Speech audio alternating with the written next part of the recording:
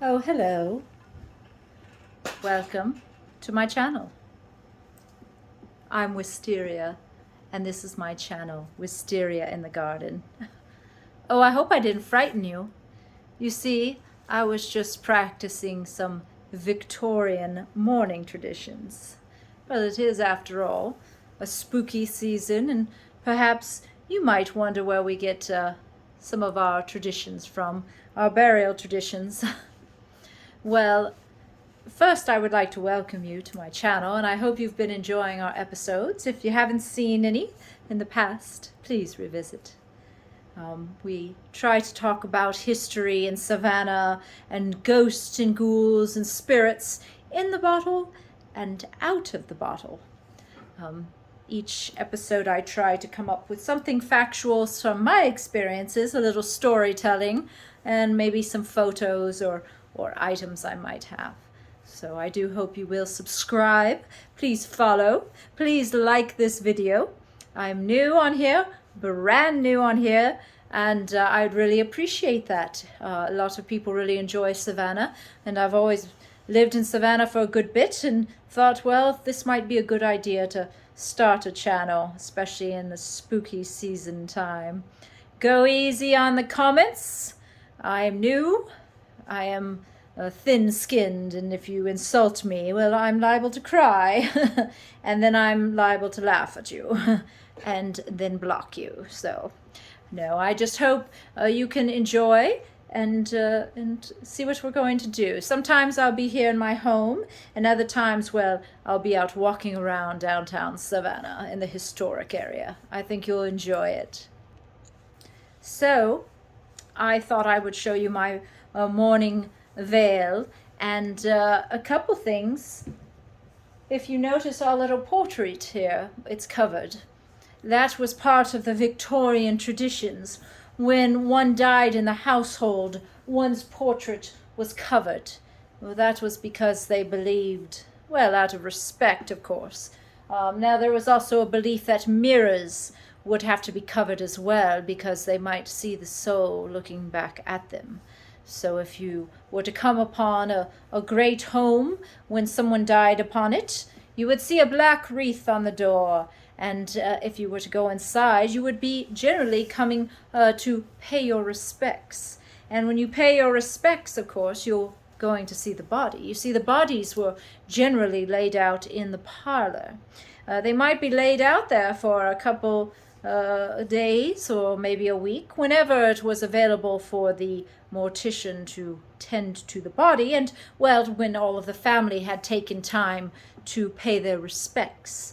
Sometimes family was coming from other towns, so they might have to actually keep that body in the parlor for a good moment until all of the family had arrived.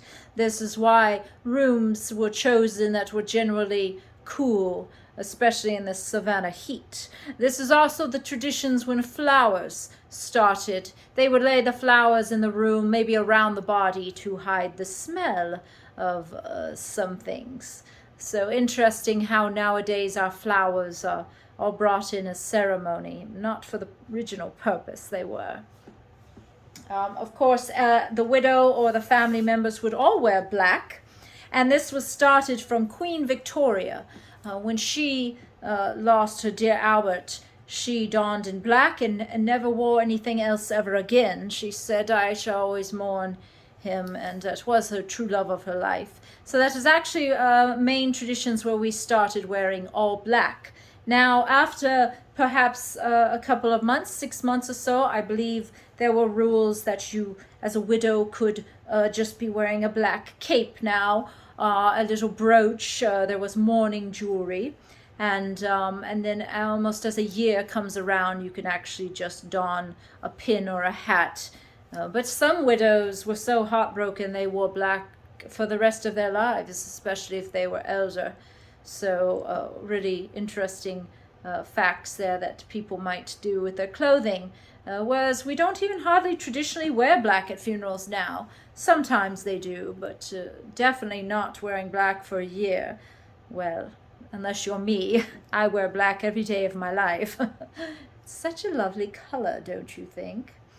Now, of course, we have the little display here of urns, because I thought it was a great little reminder of how urns were placed sometimes on mantles of the loved ones if they didn't have an actual little casket or place to put them.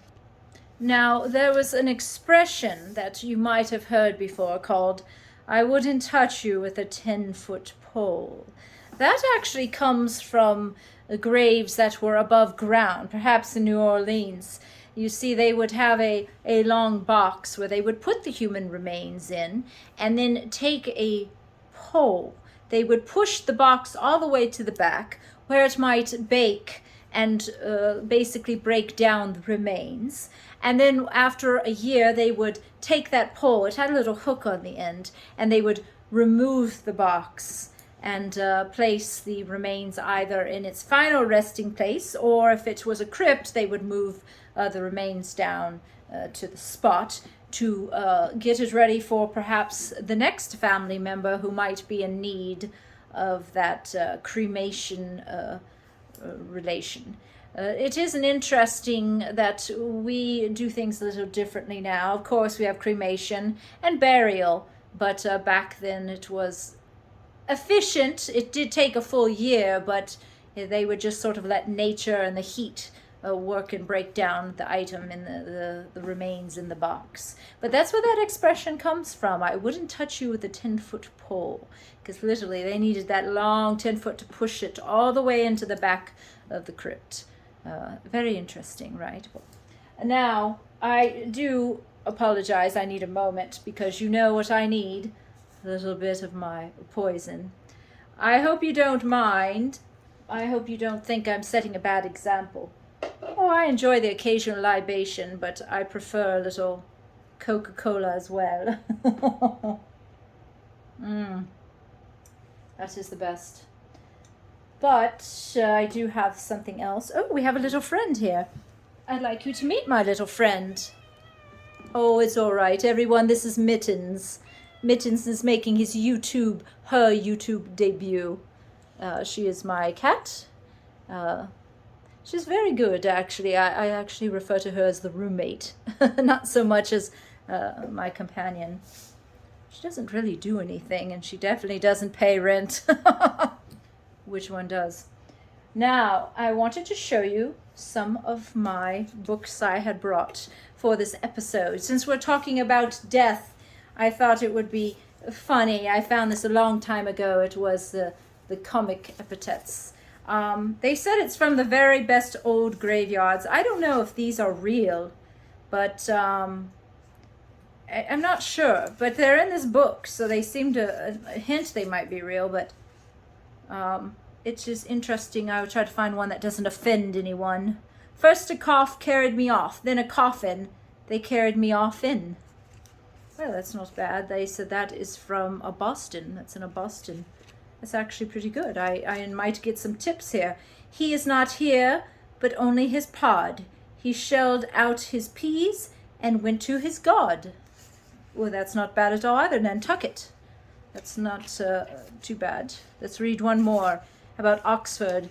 Here lies my poor wife without bed or blanket, but dead as any stone.